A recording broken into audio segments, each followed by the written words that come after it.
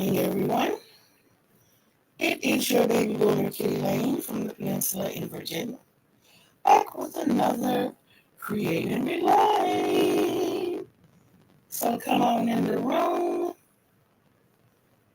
kick off your shoes, grab a bean bag, grab a spot on the sofa, grab a spot on the love seat, the chaise lounge, doesn't matter.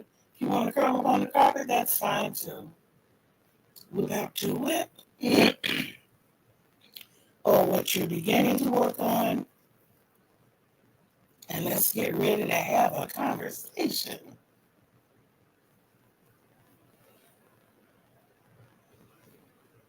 I will start by asking, how was your weekend?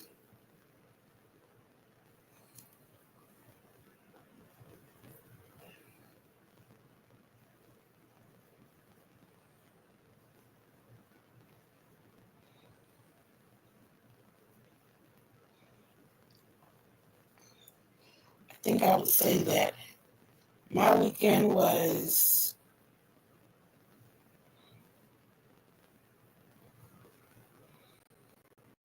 it was a weekend. I am so glad to know. Welcome in, Michelle. How are you? How are you? I think the most amazing thing, well, no, one of the amazing things that happened to me over the weekend started Friday when I found out that come May 1st, I will be insured. I am partially insured now. It's just that the insurance that I have is not accepted by the places that I need to go. So all I have to do is hold on until May 1st, and I'll be back in business. Michelle, I am going to take a picture because we had our inspection today. And I'm going to let you see just how much more I got done. I guess you can see I am sitting slightly in a different space. So this is like, even though I prepared for this move, this is like the beginning of the transformation of my setting. Eventually, I'm going to purchase a computer desk instead of having these tables. One of the tables I'm going to keep because my yarn winder is attached to that table and I don't want to take it off. It's a small yarn winder, but it serves the purpose that I need. So you can see my art wall. So this is the artwork of all my babies. And that sign right there that says create and relate.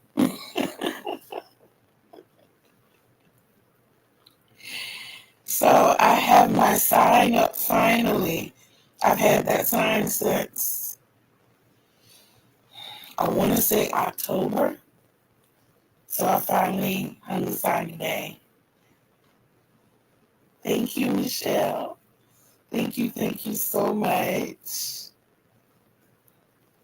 I am currently working on a shawl. It is simply the moss stitch. The colorways are Pioneer Woman's. Is it Pioneer Woman? I think it's Pioneer Woman. Blue. I don't know the specs about the peach, except that, hey Denise, how are you, sis? I don't know the specs about it because it's a Temu yarn. The other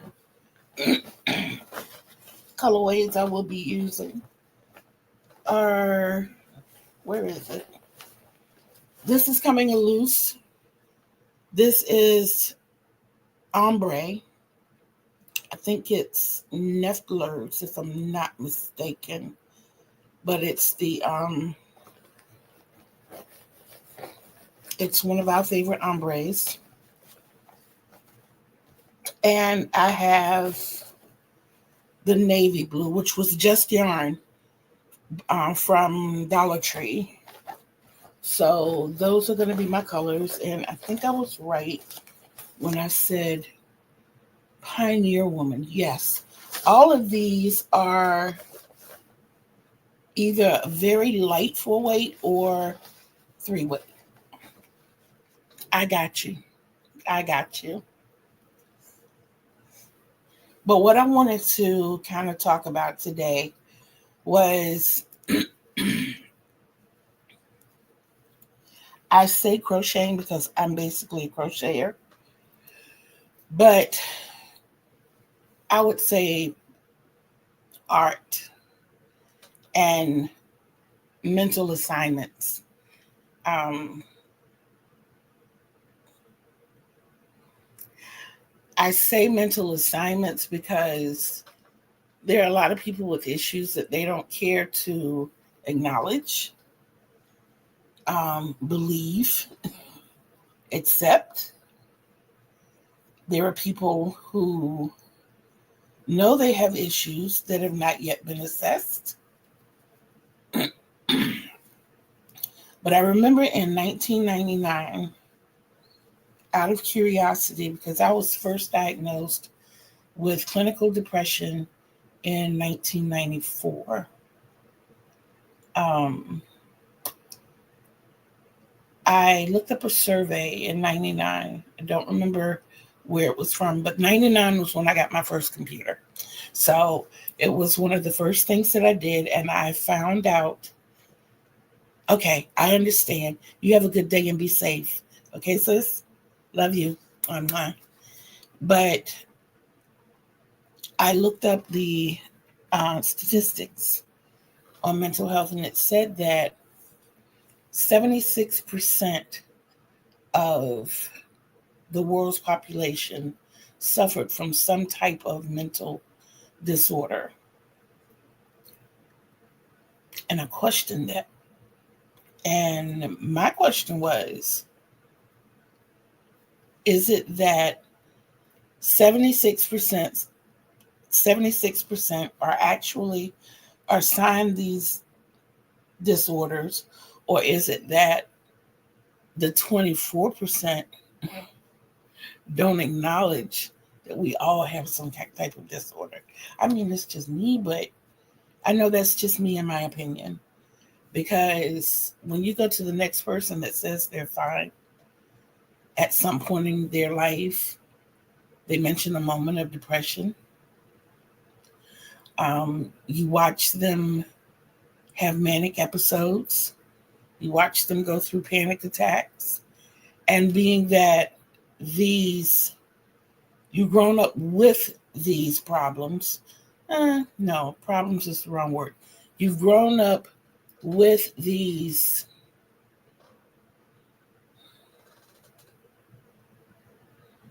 what's the word? And I won't say diagnosis, issues. Being that you've grown up with these issues and you know what it looks like in you, you've grown up around these issues and you know what it looks like in other people, it's kind of easy sometimes to see it in other people. It may come and go. It may only present itself in a moment. But I personally think it's safe to say, thank you, Michelle. That was exactly the word. See, that's why we have like minds. But I personally believe that we all go through some type of challenge at some point in our lives, whether we choose to admit it or not. Now, as far as crocheting is concerned, what are the effects that you all see that these challenges have on us as it pertains to crocheting?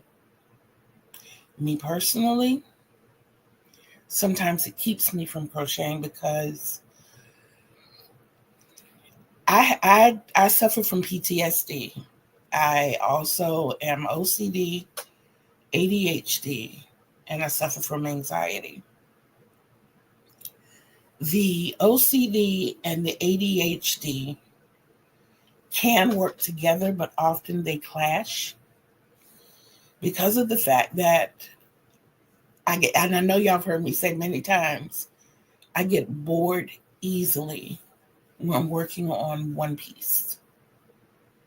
If I had to work on just one piece all day long, then it needs to be something that I'm creating rather than something that I have to, like a graph can.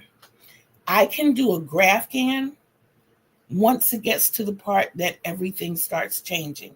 Now, I can sit down all day and do that because it's changing.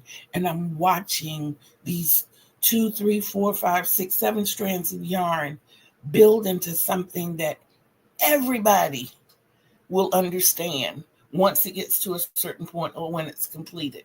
Like when I'm spelling words and I crochet across that one line and nobody but me knows what it is. So, and I do this, I will take a picture of that one line. And when I go back and do the next line, I do the same thing. And I watch it grow. And in my excitement, I love you too, Lana. How are you? I got it. Thank you. But as I go line to line, I will take pictures of each line and I will show people, like, what do you think this is? What do you think this is? What do you think? So it's like a treat to me to watch it build. So I can work on one of those for a day. Now this I started a few days ago. I completed the blue as far as I wanted to go with it.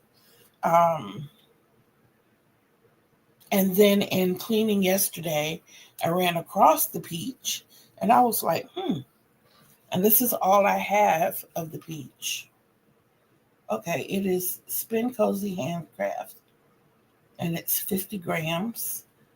Like I said, it is a Temu yarn, so it is not going to give me the yardage.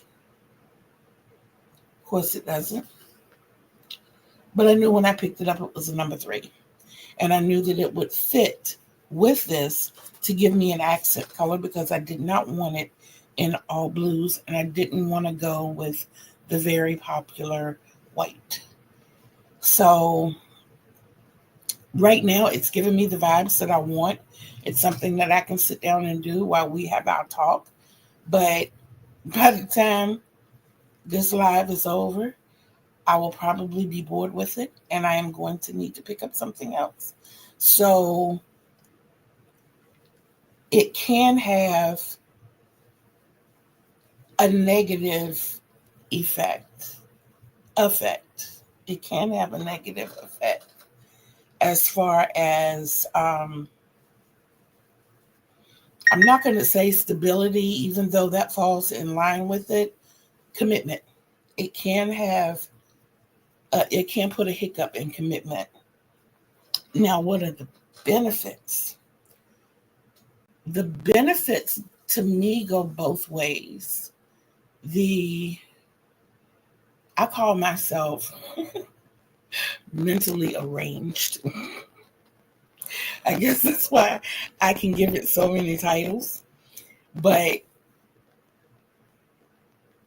in being mentally arranged, I can pick up yarn, and all of us, from what I'm hearing, you can go into a yarn store and see a skein of yarn. You can walk past this skein of yarn 20 times. But this one time, you go in and you see this particular skein of yarn, and it speaks to you, and you see the future of that skein of yarn, and you start collecting everything that goes with it, and you go home and you create it. Or sometimes, like me, you go home and you put it in a bag because this goes together for this purpose. For instance, I have been dreaming about the colors maroon, white, gray, and black for probably 2 weeks now. And I hopped on Temu one day and I just happened to get offered a free coupon. So I ordered I ordered 5, 10, 13. I ordered 13 skeins of the gray, maroon, and white. They should be here the 22nd. And I also ordered 6 skeins of, it was a different color green. I needed the green for something else. So, with that being said,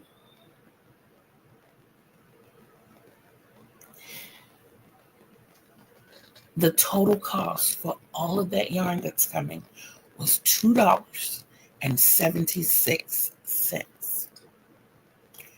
$2.76.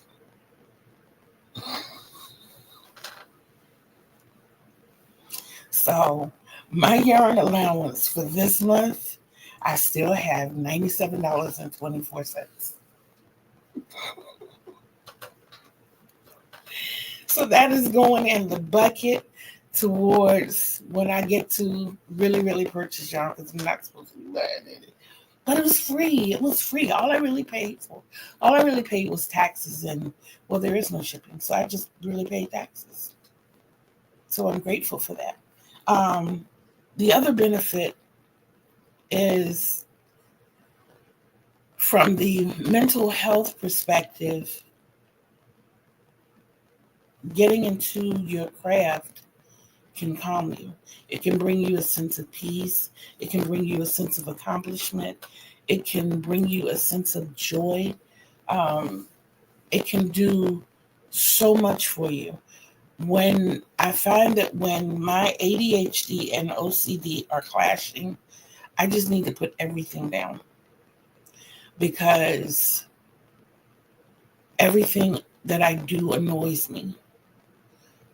When it comes to cleaning, I'll see that the floor needs to be vacuumed. Well, this needs to be moved. This needs to be moved. Well, before I move this, let me go through this bucket. And that's what it generally breaks down to. Dust the dresser. Okay. Well, let me move the jewelry box. Let me move my writing utensil carousel. Well, I think I want to rearrange the writing utensil carousel. I think I want to put the colored pencils here and the markers here, to make it more accessible. Well, here, this has some crochet hooks in it, and they'll go in this spot. Okay, well, this container over here, and that's what I end up doing. I end up micro-organizing instead of covering the big picture until I'm down to the crunch. And then it's the hustle and bustle. Excuse me. The hustle and bustle of trying to rush and get everything done. And that generally leaves me with a guilty complex, because those are the moments that really nothing gets done. And then I feel super guilty because that puts most of the work on my daughter. And that's not fair to her. So it sends me through a whirlwind of emotions when those two clash. Now, when I can get those two to work together, that is the best time for me to crochet, because the creative juices, are flowing. And when they are working together and I can't get to the crocheting, it's usually when the anxiety comes up. Another time my anxiety comes up is when I have to be around people. And it's so weird because part of my life I was a performer. I used to sing. So of course I had to be around people. All of the jobs that I've had, I worked with people, basically in customer service type jobs. So I was always meeting people, greeting people, assisting people, and my personality, thank God, comes across as genuine as it is, because I don't know how to be anybody but me. I don't know how to be anybody but me. So I feel that when I leave the house, if I give the best me that I know how to give, then I'll be okay. Come home, take the shower, wash the day off, and get back to the me that I know. So my crocheting helps me out a lot with that. Coping mechanisms. Generally, I know going through therapy, we're given one, maybe two or three coping mechanisms. Y'all, I got a lot. I have a lot of coping mechanisms.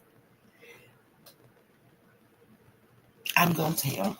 So Michelle and I were talking last night, and we were talking, the first thing that opened the conversation was the fact that both of us write notes on top of notes for the notes that were once notes that need to be notes and need to be noted.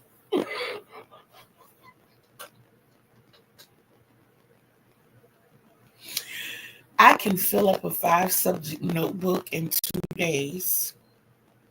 I can. I can. Just from writing notes. At the end of every month, the last week of every month, I will write out what I need to do. Well, first of all, let me go back to August of every year. August of every year, I make out a list. It started out being a list of 1,000. It has grown to a list of 2,500 things I want to accomplish for the upcoming year. I give myself that 5-month period to figure all of this out. So it gives me, I'm thinking, what do I want to crochet? What do I want to accomplish as far as housekeeping? How much money do I want to save? What do I want? What do I want to acquire? How do I want my closet to look? How do I want to dress my bathroom? Because I used to, and I'm getting back to it, I would change everything out of my bathroom every month. My bathroom was the room in the house that had a different theme every month. I got the shower curtains under my sink to prove it, and the little shower rings to prove it. I do. The rugs had to be changed, the toothbrush holder, soap holder, shower curtains, everything had to be changed out monthly. That's like one of my little safe havens. I do my best writing in the bathroom. I do my best thinking. I used to keep a chair in my bathroom. Now we have the little step stool. So I'll go in there and just sit and write and write and write. So, of course, one of my coping mechanisms is writing. Another one is crocheting. I love to mindlessly crochet. Pick up a piece or pick up some yarn, claiming I am not going to start another piece. And before you know it, we got a granny square, or we got a market bag, and it helps. It helps. My mind is like, I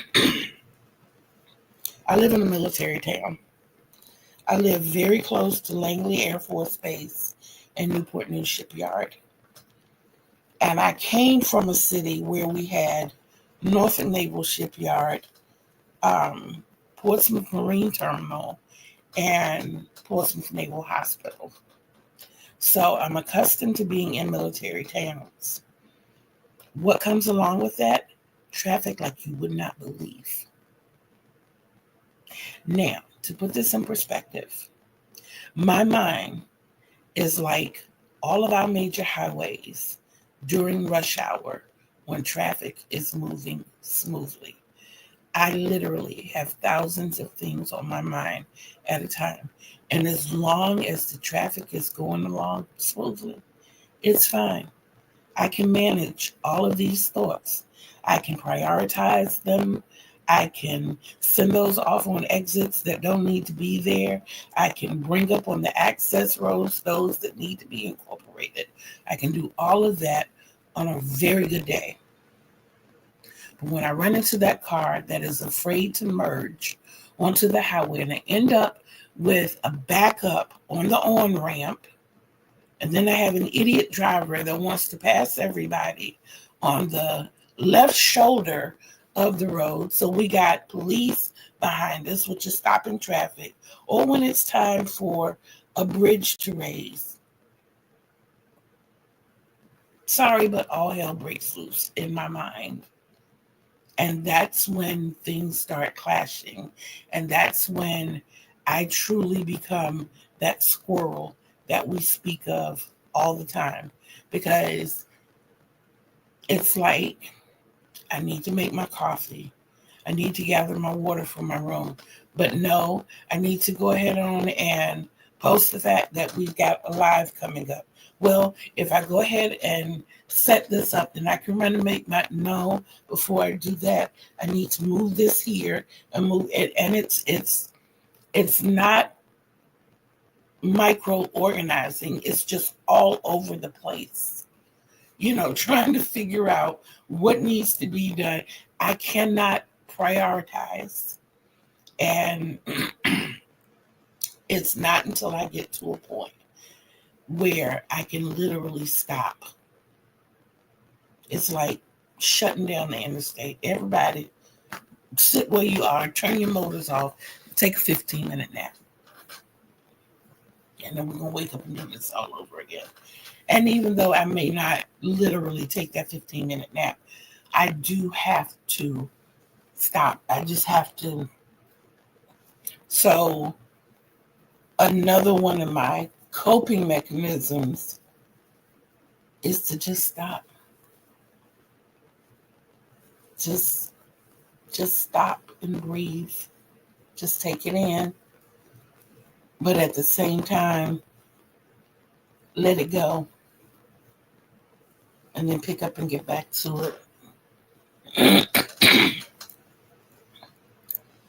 So, what are your setbacks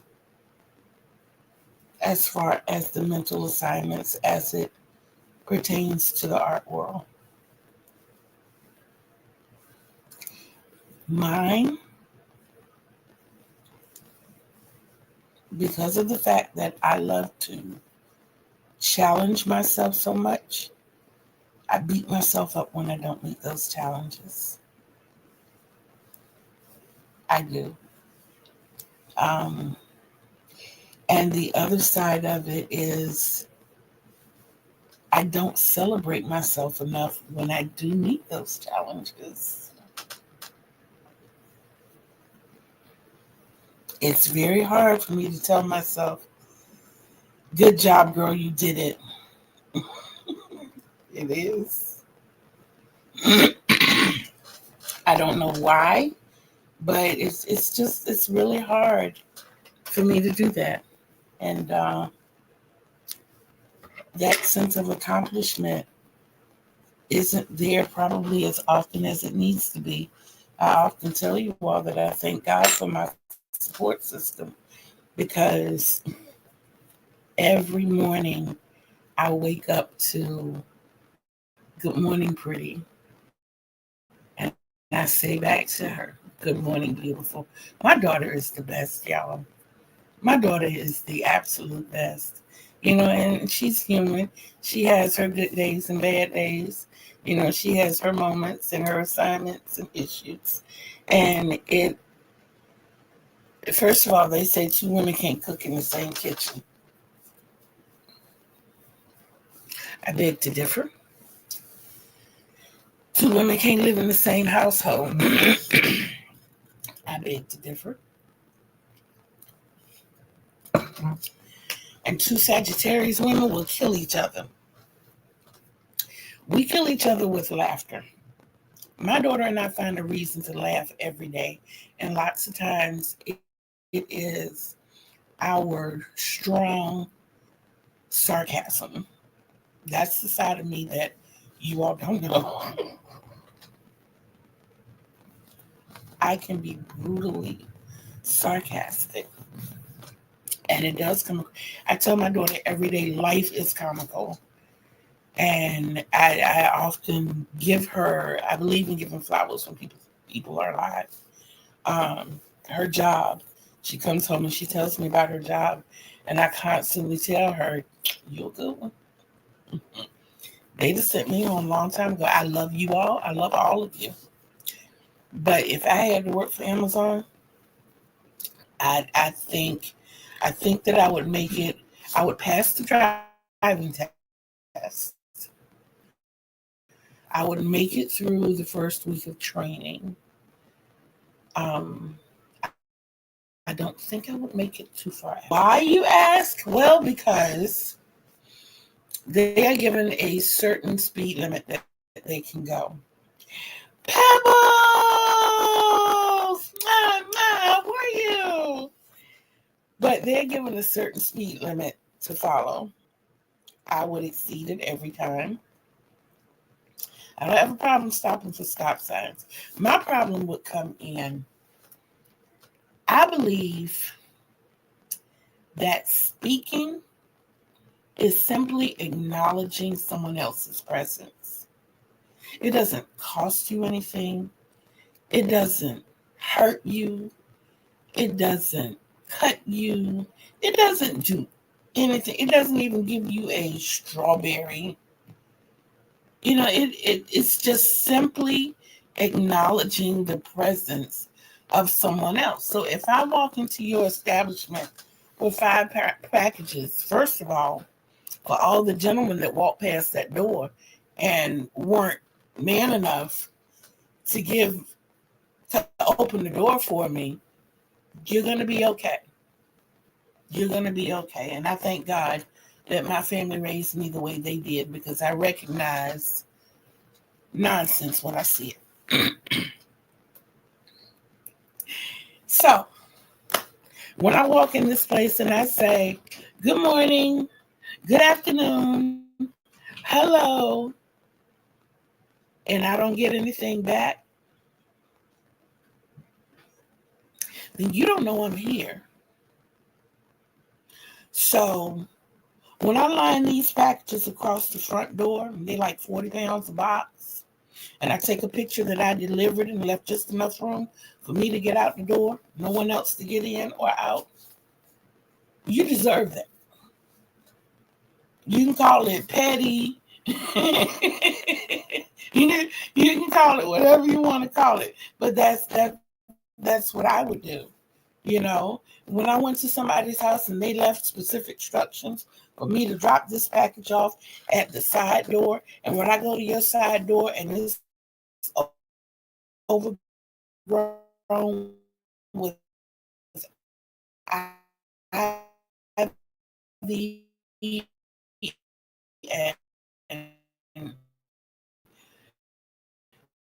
and all I can see is touching the side door. You said drop it off at the side door, because I'm not going through that arch. I'll walk outside the side door.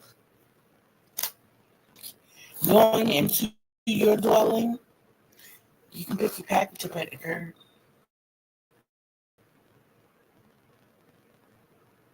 I'm not going to be able to do it. I'm not going to be able to do it. I can't. I can't. They have meetings every morning before they go out. You can imagine the wear and tear that are put on these vehicles and the complaints that the drivers make about having to deal with these raggedy vehicles. See, I would be the one. And it's not like these guys load the packages right here in the city and deliver right here in the city. No, they have to go 45 minutes to an hour and a half away to deliver these products, which makes no sense to me. They have distribution centers there. Why can't you deliver it in your own area? That is so crazy to me. But if I drive all the way, and now first of all, I'm trying to think of the word that they call these towns. When my daughter delivers, it's like blackout town. And some of you know exactly what kind of towns they are. So in the winter time, it's dark at 5, and you're not due back to base until 8, which means from 5 to 7, you out here in blackout town. So you're already uncomfortable. I'm telling you, my routes would be done so fast because once it got dark, all your packages are going to be on the curb. I'm barely stepping out of the van. Barely. That's what it is. Sundown towns. Yes. Yes. Well, y'all, if you didn't know, Gloucester, Williamsburg, Jamestown, Norwich, Toano, there are another couple of ones up in that area, Virginia. That's exactly what they are. That's what they are. And they've been that way at least 60 years. So you can imagine before 60 years ago that they were that same way. It's so bad in one part of that area that the actual residents out there who have been touched with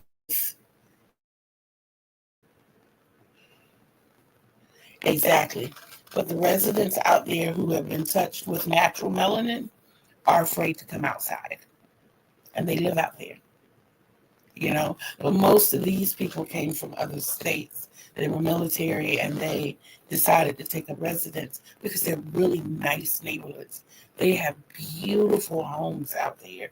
And I don't know, what the cost is. I'm hearing that it's not as much as it is here where we are, but at the same time, cost, safety. Cost, safety. My safety is weighing real heavy, and I'm leaning on the fact that if I want, yes, girl. So yeah, I tell my daughter all the time, I couldn't make it. I could not make it, and I applaud her. But it goes to show that there is something for everybody. There is something for everybody. There's someone for everyone. There is. Um, so when it comes to setbacks, no, I think I was doing coping mechanisms. When it comes to coping mechanisms, we have to research ourselves and find and figure out. There's certain smells that trigger. Here's one. I love looking at pictures of flowers. I love seeing someone else receive flowers. I love artificial flowers. Please don't ever send me flowers. Please don't ever, ever, ever, ever send me real flowers. I grew up in a funeral home. The smell of flowers remind me of death. And that is very depressing. Yeah. Another smell, and it happens in the summertime. I used to drive cab, so I can really speak on this. When I used to drive through the struggling neighborhoods, especially around like the corner stores and stuff, it's a real strong, pungent smell of urine. That smell makes me miss my pets. Now we have one. We have one now. We have one now. And I'm so happy. I think I'm happy that that pet made my daughter happy. Happiness is not a routine part of her day. So when she called me the day that she found that turtle, And she, her skin was glowing. Her eyes were twinkling. She was smiling. She was giddy. I've never seen that side of her in all of her 35 years. I've never seen that side of her until the day she found that turtle. And I am so happy. Which flower would say to you, life?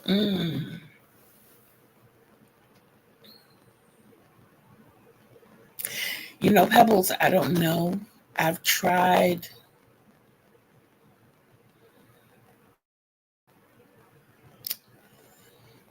I forgot the name of that plant that I had when my mom passed. I think it would only produce one beautiful white flower, but it had the most amazing, beautiful green leaves. Now, I love plants. I can do plants, but somebody else have to take care of them because my thumbs are not green with indoor plants. Lily, I believe, but it was left on me to take care of it. And I think the move took those plants out because as long as we were at the house in Portsmouth, the flower lasted. I mean, even my daughters, she had one and I had one. There were two at my mom's funeral, and then one of my guests at the hotel gave me another one, so I had two. And I named both of them after my mother. I named one of them G Butter, which was her nickname, and I named the other one BJ or Barbara Jean. Um, and once we made that move from Portsmouth over here, they tried, they struggled, but they didn't do. And I cannot say the name of it. Hydrangeas. Did I say it right? So, which flower?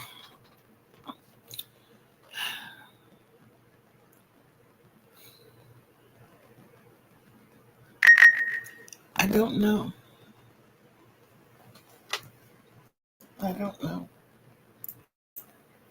I know that I like carnations because of their versatility. You can do a lot with carnations as far as arrangement. Hydrangea, thank you.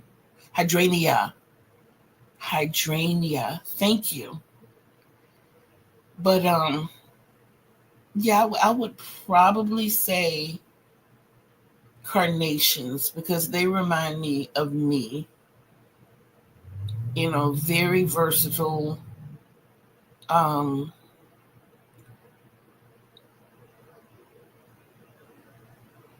a misunderstood beauty.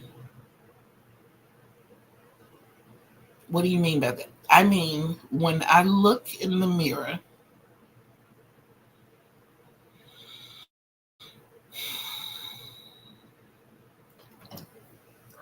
I like me from here up and midway my thighs down. All of this in here,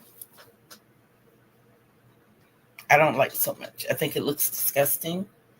Um, it helps me shy away from the world. And in that reminds me that I'm lonely every day. Um, but at the same time,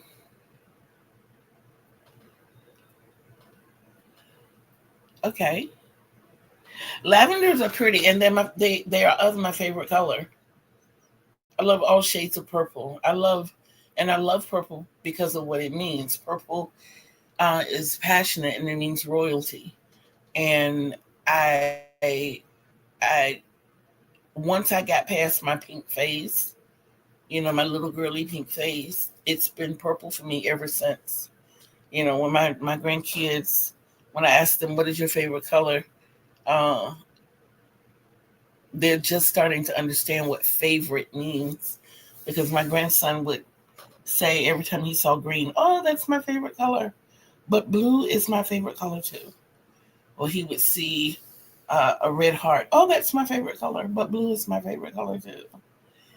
So I had to tell him what favorite meant. So we learned that blue is his favorite color. Now my granddaughter, understand completely. Her favorite color is the rainbow. And there are all those people, like my mother, the different levels of black and red. Yeah. Now I have recently learned that peppermint and ginger, y'all talk about repellents. Put you a dab of peppermint in a candle before you burn it, just a dab. And I also sip on peppermint water.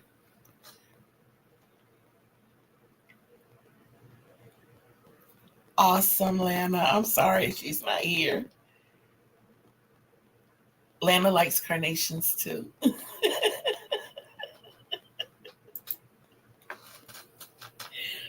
But yeah, but I drink peppermint water.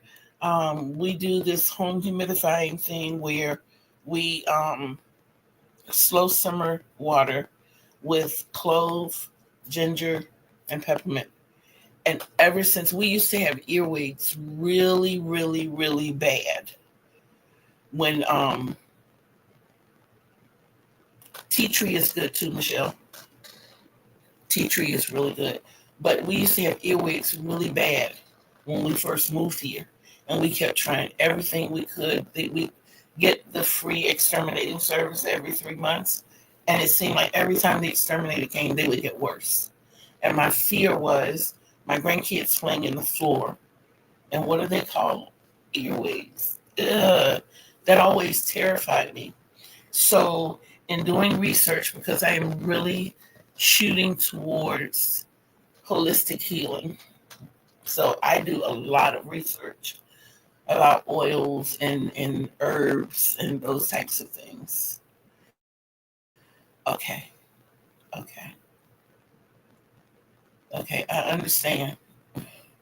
And see, it's reversed for me. The peppermint, even when I drink the peppermint water, it's, but the tea tree is not as, it's not as bad.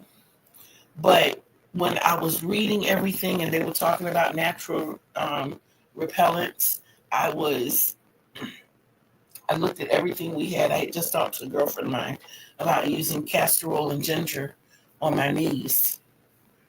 And that's what I do every night. I will grab the castor oil.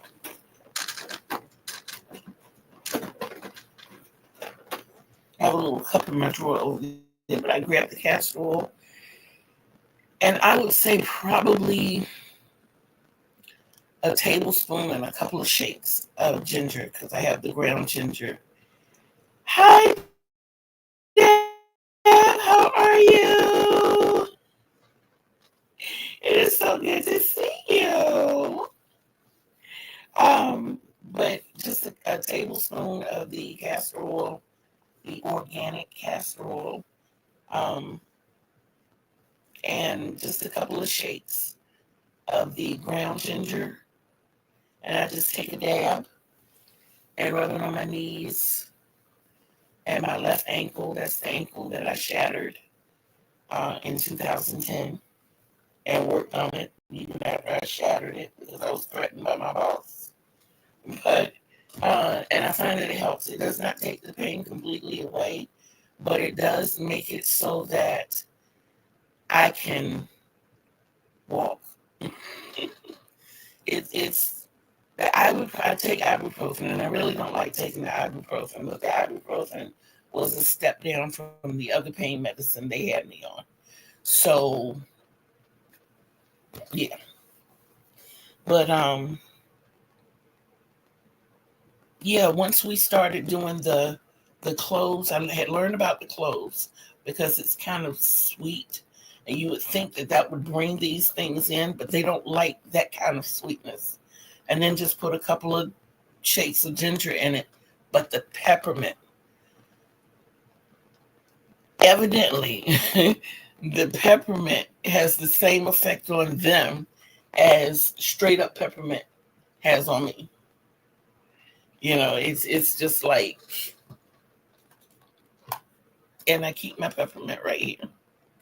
And to see how little of it you have to use, I have had this bottle since November. And I don't know if you can see where the level is. It's still right here. It only takes a couple of drops, guys. It comes with the dropper. And it only takes a couple of drops.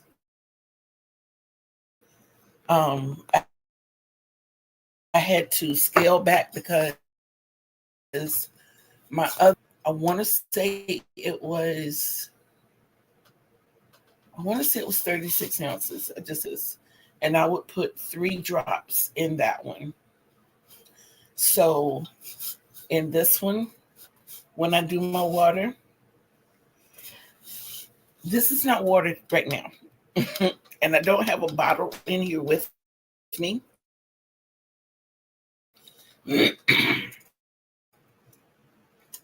This is my coffee. And I don't have any 1850 black. So this is my Folgers black silk. I have 14 ounces of Folgers black silk. I have 8 ounces. No, 4 ounces. I have 4 ounces. Thank you. Whew, okay, better. I have 4 ounces of the Love is Blind chocolate coated strawberries creamer in here. So I need to get me some water because I'm usually sipping on water at the same time, but it's out there right now. And we only have a few minutes left. I'm going to get it. But it is, I wanted to talk about setbacks as far as mental health and our crafts, which kind of goes back to the negative effects. It's like I said, when I give myself challenges and I don't meet those challenges, I'm really hard on myself. Instead of accepting the fact that you got 20 whips going and you have managed to put your hands on all 20 whips this week. And instead of giving myself praise for that, or giving myself the little proverbial pat on the back for that accomplishment in itself, I choose to relish in the fact or rest on the fact that I didn't finish anything. I didn't meet my goal of finishing this. I didn't meet my goal of finishing that. The last thing, and I did mention, I said triggers. Like I said, with me, sometimes it smells. Sometimes I know when I smell salt water and diesel fuel together. Now, this doesn't pertain to crocheting, but when I smell those two smells together, I want to go fishing. But I have to be on land. If I'm out on a boat and I smell it, I'm going to get seasick every time. But I love being on the boat. So I have to carry salty foods with me when I go on the boat. I have to have the potted meat. I have to have the Vienna sausages. I have to have crackers. I have to have Cheez-Its. I have to have those types of things to keep my stomach settled. And I have to have drinks like the one that I really cannot stand is Sprite. Sprite or Mountain Dew are the drinks that I need. I don't need dark drinks. I will drink them if they're there, but it usually tones that salt back down and makes me have to eat more salt when I drink Pepsi or Dr. Pepper or even root beer, because to me that's like drinking straight black cane sugar. And you know that sugar and salt offset each other. If you cooking spaghetti sauce and it's too salty, put you a sprinkle of sugar in it, it'll kill that salt every time. If you put too much sugar in it, sprinkle a little bit of salt in it, it'll kill that sugar every time. Yes. But I'm going to fix that, Michelle. I am going to fix it. I am definitely, when I get up, I'm going out here to get my 4 bottles of water. And it's strange because when I made my coffee, I grabbed 5 bottles of water. When I made my coffee, I went ahead on and replenished the reservoir with a bottle, and I left the other 4 bottles sitting right there on the counter. I did. But like I said, I am going to take that picture so that you can see how much work I got done. And for those of you who did not see, y'all are going to be, I don't know if you saw it, Pebbles, or not. And Deb, I don't know if you've have seen, my other videos, and without a lot of words, here we go. So this is my art wall. The very top picture, that one right there, is a self-portrait of my son. That one over there is my grandbaby. It was done by a co-worker. The fox painting under my son was done by my daughter that lives here with me, that takes care of me. The rocket over here was done by my grandson. These two right in the middle there, the one at the bottom was artwork by my daughter, the one that takes care of me. The one right above it was my grandson trying to emulate her art. This over here is a colored picture of Barack Obama that my grandson did. And this was a painting done by yours truly at our family reunion in 1922. And you see she's adorning purple.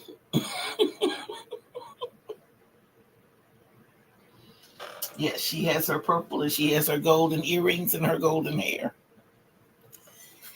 So I want to thank each and every one of you for being here today. I love the fact that you have chosen to spend this time with me. It makes me feel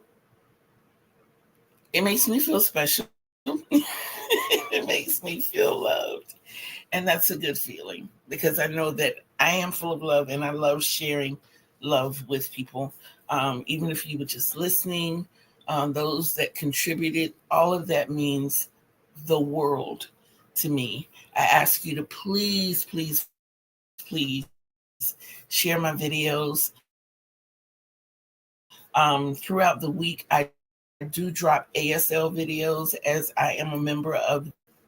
Right now, we're teaching words as they relate to art and alphabets. So it's like just a few words and the alphabet that we're working on. The next letter to come out will be the letter W, which should be coming out either today.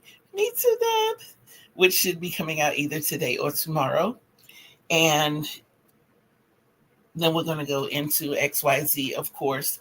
Hopefully by the end of the month, we'll be done with the alphabets, and then I'll be going into counting. So we're going to do our numbers now. May incorporate the colors along with it, because once you get to 30 with counting, it's so basic and so simple. So, taking you like 1 through 5, 6 through 10, 11 through 15, so forth and so on. Thank you, Michelle. Then, that way it's not flooding you with that much information. after we do the number, my plan is to take us into phrases. So my homework for all of you, and this is overtime, you got a month and 2 weeks to come up with phrases that you would like to learn in sign language. And I'd be more than happy to research it. I do the same thing for myself, the same thing for my kids and grandkids. And we can learn from each other. Don't forget, in sign language, it is very important to speak the words along with it. Don't over accentuate. Don't take the time to, no, it throws everything off. When you are signing, keep your sign between your nose when you just, especially finger spelling. You want to keep it like right in line with the mouth, somewhere between the nose and cheek area is where you want to keep your hand. You don't want to drop it too low. You don't want to keep it too high, because you want, if you're like me and I speak it or I'm spelling it, if you can't understand the sign, you want to be able to read the lips. Facial expressions are key. They are super key. If I ask you why, okay, why? That doesn't really, the importance of the why is not the same as me saying, but why? If I raise those eyebrows and really get into it, then you understand that it's urgent for me to know why. If I sit in the back of the class and do this, eventually she has to go to the bathroom. Okay, I see you. But if I'm sitting there and I'm going, I need to go now. So your body language and your facial expressions are really important. Practice, practice, practice. A key way to practice is in the mirror. Record yourself while you're doing it and go back and look at your recordings. Not only are you practicing performing these, you're practicing seeing how they look coming from someone else, even if that someone else is you. So what I would suggest is sometimes just arbitrarily do things by sign, record it, pick up your phone at a different time, look at it and see if you can remember, but don't say it out loud, but see if you can remember what you said. If you spell it all out in finger spelling, see if you can figure out your own finger spelling. So those are just hints and tips. I've gone over about a minute. So sorry. But I love you guys. I love you guys. I love you guys so, so, so, so, so much. And the one thing that I want you to always carry with you is to please be bold, be brave, be of love, and behave. I got my eye on you. Until we see each other again in these YouTube streets, everybody. Peace and love. Love you guys.